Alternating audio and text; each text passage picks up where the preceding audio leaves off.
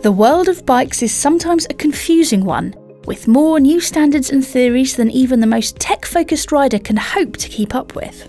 And they're not alone. Our Tech Eds regularly refer back to their holy book, Google's search engine, to scrub up their knowledge on some of the most complicated and easily misunderstood terms, concepts, components and opinions thrust upon us on a day-to-day basis. So, we took the liberty of checking out their browser search histories to see what they have and haven't been searching for in times of desperation and confusion to help you attain a Jedi-like knowledge of all things bike.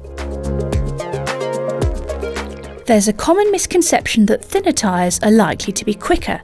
They've got a smaller contact patch and should, therefore, create less rolling resistance and ride faster. While that sounds logical, our man Seb Stott found otherwise in a recent test. The results showed that fatter tyres can be up to 4.2% faster than their skinnier counterparts on certain roll-down tests. On technical terrain, the fatter tyres trumped skinnier ones again, finishing 3.3% faster on a timed rooty section. Obviously, some riders may not enjoy the feel of a high-volume tyre, and they're heavier and more prone to punctures, but based on Seb's test, they are faster.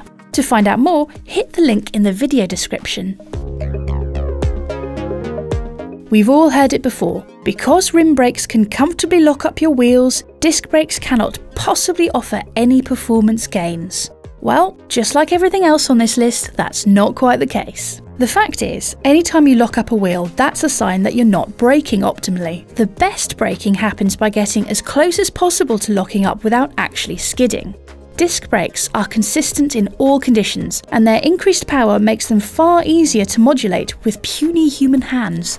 This means it's easier to push the envelope of tyre grip without locking up. Say it with us, disc brakes are better and they make bikes heavier.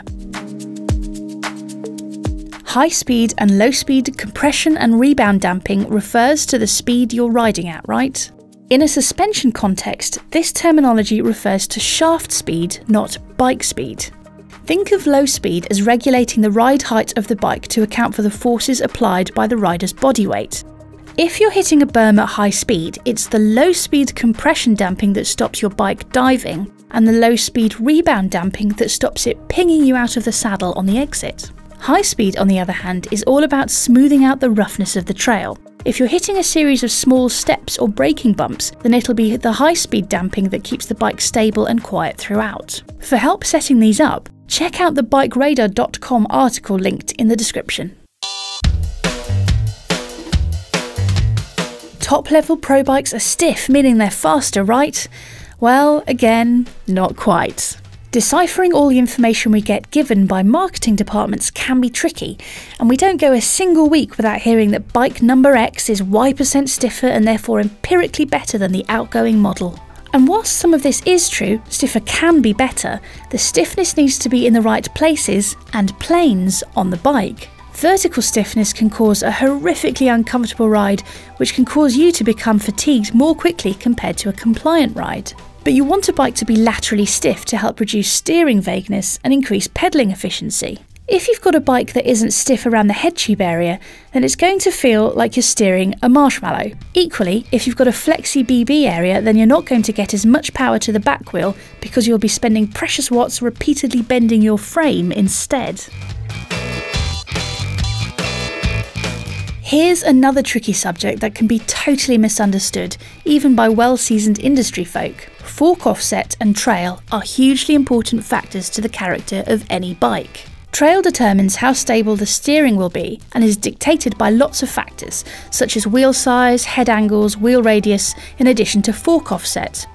Generally speaking, the more trail a bike has, the more stable it will be.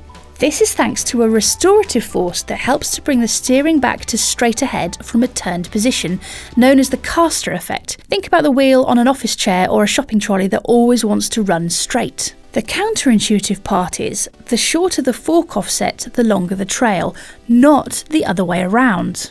If you want to find out more, we have a mammoth read from Seb in the video description. If not, then we'll assume you fully understood. Don't forget to like and subscribe.